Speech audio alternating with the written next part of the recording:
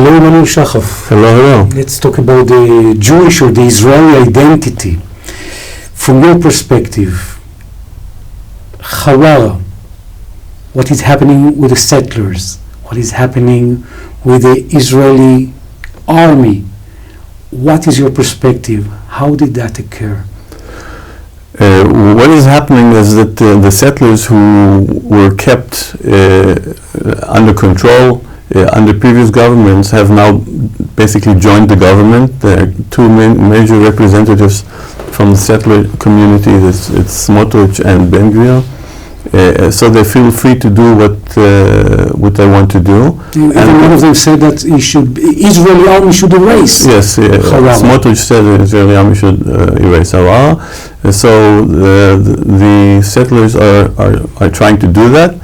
And this is, of course, a terrible situation that Israel is in now, because at the same time we have this constitutional crisis, which hasn't been resolved yet and will not be resolved for quite a while. And at the same time the army has to take care of the settlers, which are in the government, which makes it difficult. So this is a severe crisis which plays out for everybody to see and for the world to chip in. The ground root of the Israeli occupation in the territories, do you think it is solvable right now? Well, right now it's not solvable. Right now, but the situation, the way it's coming to fruition, and the increasing problems with security we have there, and the settlers going on a rampage, makes it impossible for us to leave it by the side. Eventually, we will have to deal with it. It hasn't been dealt with for many years. Actually, it hasn't been dealt with for 55 years in a proper way. And the present constitutional crisis makes it difficult for us to deal with it. Even we just don't have the bandwidth to deal with such a problematic conflict, the constitutional crisis, and at the same time with the occupation.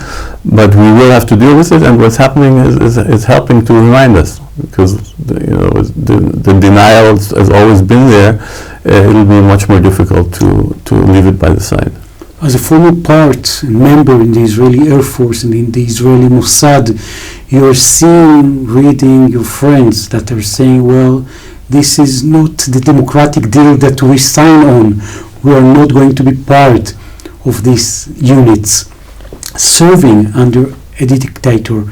What is your perspective when you're hearing that? Well, first, I'm very happy. I'm happy and proud of all those who stand up and who are not willing to, already potentially not willing to serve any kind of government that will come after these legislative efforts have been completed. Surprised? Not really. I'm a little bit surprised at the breadth of the events. I didn't expect so many units to join. You can always count on the pilots to go first, but I didn't expect so many other units to join, and I'm happy about that. It's just an indication of how bad the efforts of the government are.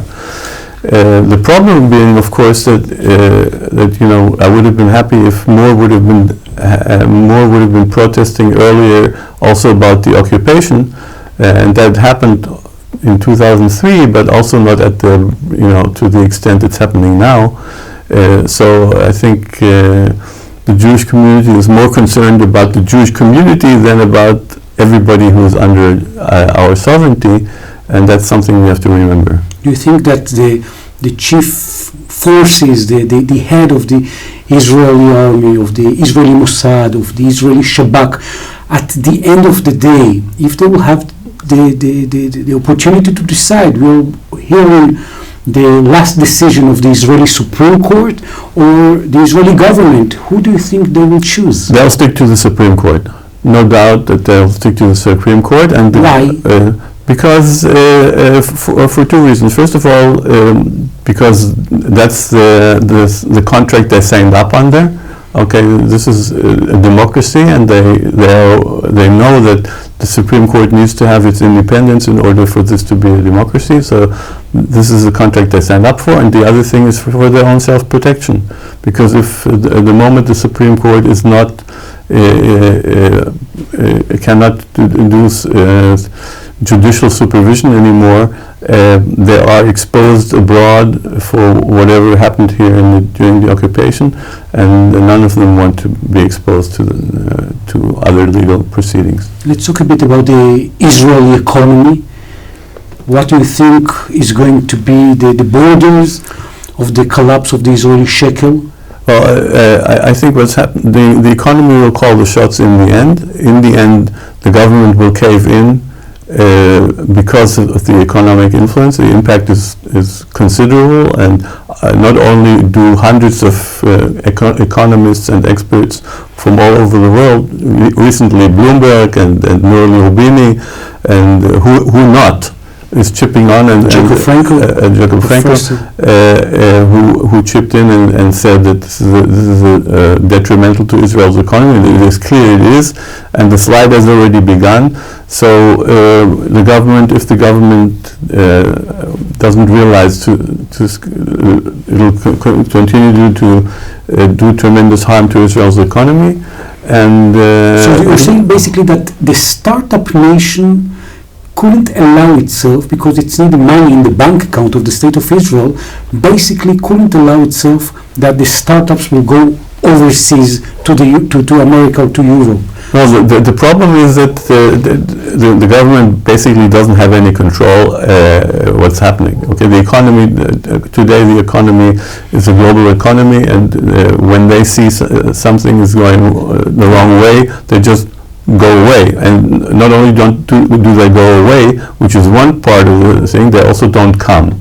Okay, which is another big problem. So this is going to play out, I think, very shortly, because the impact has already been felt by too many elements in the economy, and so the government will have to react. And I think the only reaction possible is to cancel this legislation. Unfortunately, there are no signs at this time. So but let's talk a bit about politics. The president is offering any kind of path that he invites the two sides to try to sign and to agree. Do you think it has any leverage? I don't think the president has any leverage. I think it's a distraction. It's not something which is really relevant. I think the proposals the president supposedly has fielded aren't really relevant, aren't a real alternative. And I think the government is going for full speed for a collision, and we'll see what happens. And maybe some moderate Likud members that at the last minute of there are a few members of the Likud, Yuli Edelstein and Dani Danon, and maybe a few others who understand that this is going completely off the rails, and they probably will not. They possibly will not join the government in the vote, if it comes to that. I hope it doesn't come to a vote, but we can't be sure.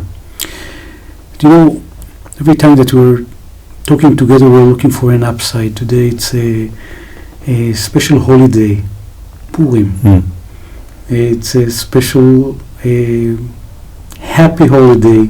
Anything happy that you're visualizing, seeing? Well, I think people are becoming aware of how close we actually are to losing our democratic regime. I think that people understand they have to stand up. I think the fact that so many of them are doing that is a very good sign. And I think people are becoming aware of the fact that we have to deal with the problems of Israel on a wide scale, not only on the single things which bother us right now, like the legislation, but we also have to deal with the occupation and our relations with the Palestinians. So we're in for a major overhaul or major change, and that's something to look forward to, because I can only envision a positive change. And while talking about positive change, last sentence about the federation. Yeah. How the federation plan, few in the books and the lectures, engage to what is happening in Israel? I think the only way a multifaceted population like we have here in Israel, between the Jordan River and the sea, can live together in peace and equality is in a federal system.